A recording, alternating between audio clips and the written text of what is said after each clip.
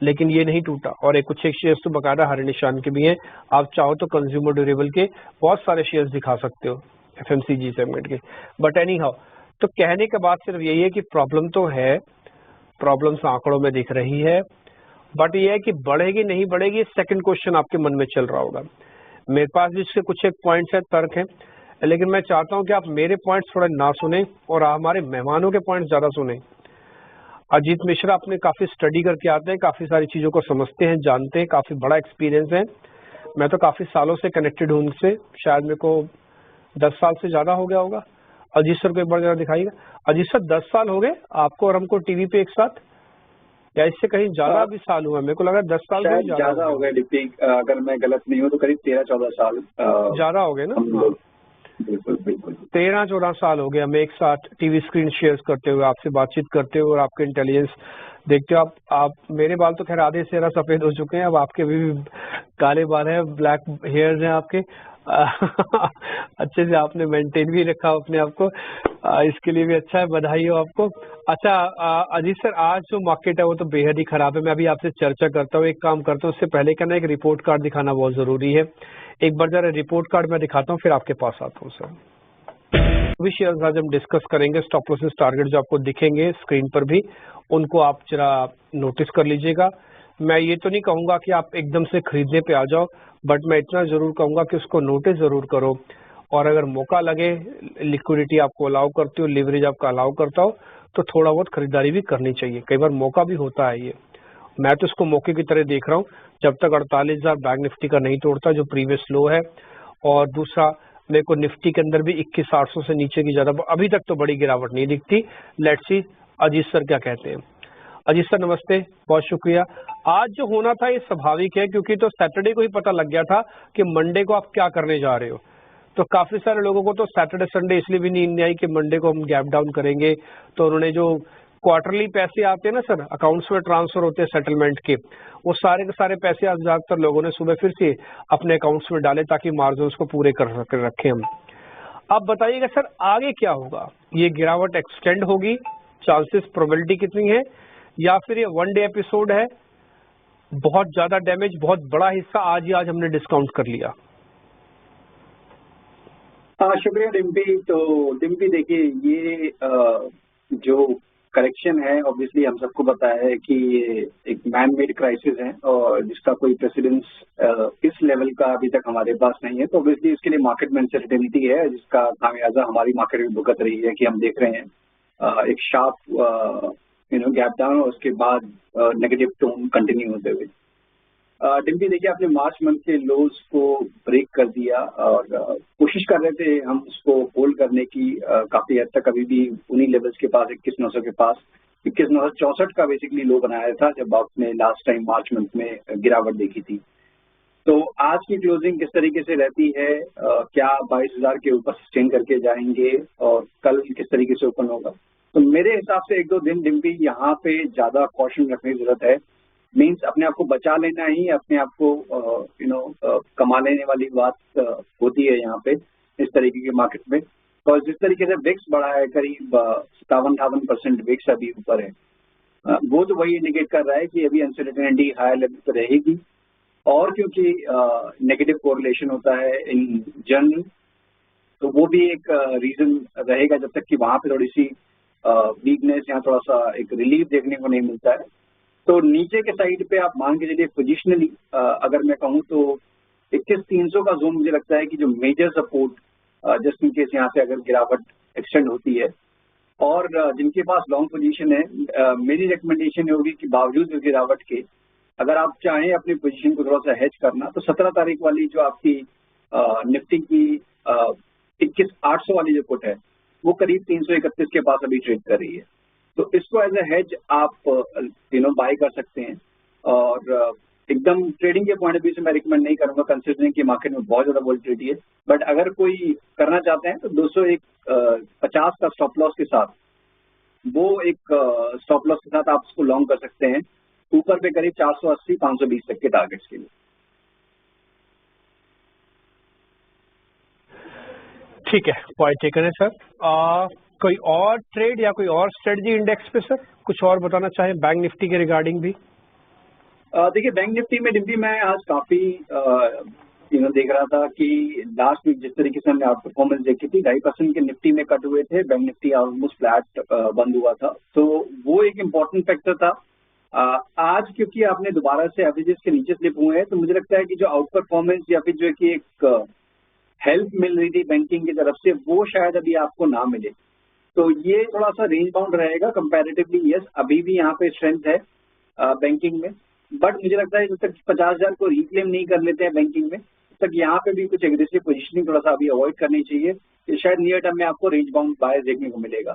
तो निफ्टी में भी जैसे मैंने बताया कि कोई एग्रेसिव पोजीशनिंग नहीं, जिनके पास लॉन्ग है as a hedge to your longs आप अपनी इस पोजीशन को देखिए। जो निफ्टी पुट की हमने बात की 21,800 17 तारीख वाली, इंस्टेड ऑफ लाइक की शॉर्ट टर्म ट्रेड के लिए अभी थोड़ा सा मार्केट को शांत होने दीजिए, उसके बाद बहुत अपॉर्चुनिटी मिलेगी।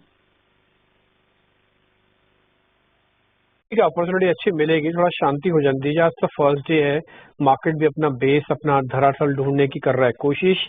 देखते हैं क्या होता है। मेरे हिसाब से 21,800 एक स्ट्रॉन्ग बेस रहना चाहिए। अभी मैं सिर्फ बोल रहा हूँ आपके सामने, ब्रेक होगा तो ये फिर किसी की नहीं सुनेगा, फिर और भी नीचे जाएगा। हाँ, ये भी अपने माइंड में सेट करके रखो। हालांकि आपके पास लॉन्ग पोजीशंस होंगी, स्वाभाविक सी बात है, क्योंकि इस तरह का गैप किसी को भी उम्मीद नहीं थी कि ऐसा आ जाएगा और बड़े गैप पे आएगा। तो इसलिए आप पुट के जरिए अपने आप को हेज करके रखो। मान लो यहाँ से लेवल्स टूटते हैं, 21,800 के लेवल टूटते हैं, ये गोली हो सकती है पुट। अगर नहीं होगी तो ज्यादा से ज्यादा क्या होगा, स्टॉप लॉस लगेगा, कटोगे, 70 पॉइंट से बाहर हो जाओगे, आगे निकल सकते हो, फिर आपका रखा हुआ पैसा ही बढ़ जाएगा। ठीक है, एक हेज के लिए दिया है। जिनके पास माल नहीं है तो वो ना भी लें तब भी चल जाएगा, वो सिर्फ वेट एंड वॉच करें। ये उनके लिए जिनके पास ऑलरेडी लॉन्ग पोजीशंस पड़ी है। अब आते हैं सीधा सीधा शेयर्स पे। ताजा खरीदारी वाले शेयर स्क्रीन पर आएंगे।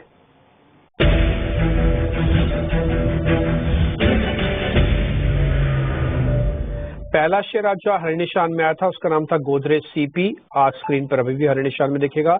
और दूसरा है जीएमआर एयरपोर्ट। ये भी कहते हैं कि इस बार की सीरीज का one of the best share हो सकता है। एक बार इस पे आपकी रिकमेंडेशन इन दोनों शेयर्स पे अजीत सर। देखिए डिफेंसिव डेफिनेटली डिम्पी, बिकॉज यहाँ पे हम सबको पता है कि अंडर परफॉर्मेंस किस तरीके की झेल चुका है एफएमसीजी पैक, और अब थोड़ा सा रिस्पाइट रिकवरी देखने को मिल रही है अपने को। गोदरेज कंज्यूमर में अपार्ट फ्रॉम मैरिको अगर मैं कहूँ तो काफी स्ट्रॉन्ग रिकवरी देखने को मिली है। स्टॉक अपने लॉन्ग टर्म एवरेजेस के पास अभी ये ट्रेड कर रहा है। तो 1175 के ऊपर की क्लोज, तो मान के चलिए आप 1275 से लेकर 1300 तक के लेवल्स यहाँ पे आपको देखने को मिल सकते हैं। तो डेफिनेटली यहाँ पे आपको एक जो कुशन चाहिए होता है मार्केट में, इस तरीके के मार्केट में, वो आपको एफएमसीजी स्टॉक में मिलेगा, जिसमें से कि आउट परफॉर्मेंस यहाँ पे आपको देखने को मिल रही है। तो जिनके पास लॉन्ग पोजीशन है या बनाना चाहते हैं, ग्रेजुअली एक्यूमुलेट करिए, कैश मार्केट में रखिए, और इस पूरी पोजीशन के लिए 1100 का एक स्टॉप लॉस मेंटेन करिए, ऊपर के करीब 1250 से 1273 तक के टारगेट्स के लिए। दूसरा नाम जो जीएमआर एयरपोर्ट का जो डिम्पी एक डिस्क्लोजर, ये हमने अपने क्लाइंट्स को भी रिकमेंड किया। सिंपल बेसिस की आउट परफॉर्मेंस इस तरीके के मार्केट में अगर कोई दिखा रहा है, अपने मेजर एवरेजेस को होल्ड कर रहा है, तो यहाँ पे एक प्रोबेबिलिटी रहेगी कि आने वाले टाइम में एक अच्छी रिकवरी देखने को मिले। तो करीब 82 के पास हमने रिकमेंड किया था, 79 का एक स्टॉप लॉस, 89 तक के टारगेट्स के लिए। तो एंटिसिपेशन ये है कि थोड़ा बहुत कंसोलिडेशन जरूर हो सकता है मार्केट वोलेटिलिटी के हिसाब से, बट 79 के लेवल्स पे होल्ड करना चाहिए, और ऊपर पे करीब 87 88 तक के लेवल्स नियर टर्म में देखने को मिल सकते हैं। ओके ठीक है, तो जीएमआर एयरपोर्ट तो खैर अपने अपने क्लाइंट्स को भी दिलवाया हुआ है। 89 तक के टारगेट्स है, 10 रुपए, यानी कि 10% से ज्यादा की तेजी आपको शेयर में दिख सकती है। और एक गोदरेज सीपी जो पहली बार हर निशान में पहुंचा, जो सुबह 1000 पॉइंट निफ्टी था, उस पर भी मुहर लगी है। तो 2 शेयर हो गए फाइनल। शॉर्ट कवरिंग के फटाफट से 2 शेयर पता कर लेते हो, फिर ब्रेक लेंगे। एक ही शेयर है इनफैक्ट, डिलीवरी। एक बार इसको जरा चेक कर लेना सर, आज 2 शेयर तो निकले ही नहीं, एक ही शेयर है डिलीवरी। बिल्कुल डिम्पी, देखिए यहाँ पे अब जो इतनी पिटाई के बाद कहीं ना कहीं कोशिश हो रही है जो रिसेंट स्विंग लो थे उनको डिपेंड करने की। आज के दिन पे प्राइस एक्शन, वॉल्यूम दोनों ये इंडिकेट कर रहे हैं कि बायर्स एग्रेसिव है ऊपर पे, बट सेलर के लिए एक 270 का एक हर्डल जो उसने बना रखा है, वो ब्रेक होने के बाद एक अच्छा रिकवरी रिबाउंड देखने को मिल सकता है इसमें, जो कि स्टॉक को करीब पुश कर दे आपका 295 से लेकर 300 तक के लेवल्स। तो जिनके पास लॉन्ग पोजीशन है वो बने रह सकते हैं। या फिर हल्के हाथ से थोड़ा सा यहाँ पे बाइंग पोजीशन बना सकते हैं 250 के स्टॉप लॉस के साथ 300 तक के पोजिशनल टारगेट्स के लिए। ठीक है सर, पॉइंट टेकन। एक छोटा सा ब्रेक ले लेते हैं, जब ब्रेक के बाद वापस लौटेंगे तो मंदी वाले शेयर चेक करवा लेंगे। ऑलरेडी मंदी काफी है बट फिर भी चेक करवाना जरूरी है, और अजीत सर के ट्रेडिंग कॉल्स भी लेंगे।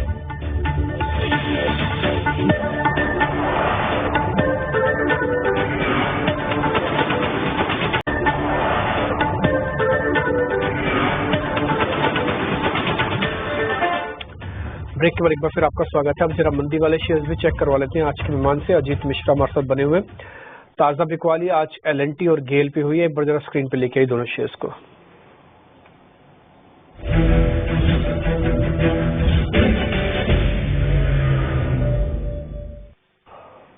अजीत सर जरा दोनों शेयर्स को चेक कर लो, एल&टी और गेल। बिल्कुल, तो देखिए शार्प कट्स देखने को मिले हैं एल&टी में, और जो काफी टाइम से अगर आप देखेंगे मंथली चार्ट्स पे तो ये एक जोन को डिपेंड करने की कोशिश कर रहा था, कहीं ना कहीं 3150 का लेवल। आज उसके नीचे गैप डाउन स्टार्ट हुई है और अभी भी ये स्ट्रगल कर रहा है। यहाँ पे बेसिकली शॉर्ट करना, मैं करंट लेवल थोड़ा सा कहूँगा एग्रेसिव शॉर्टिंग हो जाएगी। एक बार रिबाउंड मिलता है, दोबारा से नेकलाइन एरिया के पास आता है इस कंसोलिडेशन रेंज के, लेट्स से कि 3140 का जोन आता है, वहां पे एक अच्छा शॉर्टिंग अपॉर्चुनिटी बन सकती है आपको 3200 के एक स्टॉप लॉस के साथ, और नीचे पे करीब करीब 2900 2800 तक के टारगेट्स के लिए आप फिर पोजीशन को देख सकते हैं। अब आते हैं गेल पे। तो गेल देखिए यहाँ पे मुझे लगता है थोड़ा सा रेंज बाउंड जरूर हो जाएगा ये स्टॉक, बिकॉज रिकवरी काफी अच्छी दिखाई दी जब ये अभी बॉटम बनाया था करीब 150 का, तो 185 तक के लेवल्स मेजर एवरेजेस को रिक्लेम किया था। इस डिप के बाद भी थोड़ा सा लग रहा है कि एक ग्रेजुअल पॉसिबिलिटी है कि एक बार 70-72 तक के लेवल्स यहाँ पे आपको देखने को मिल जाए।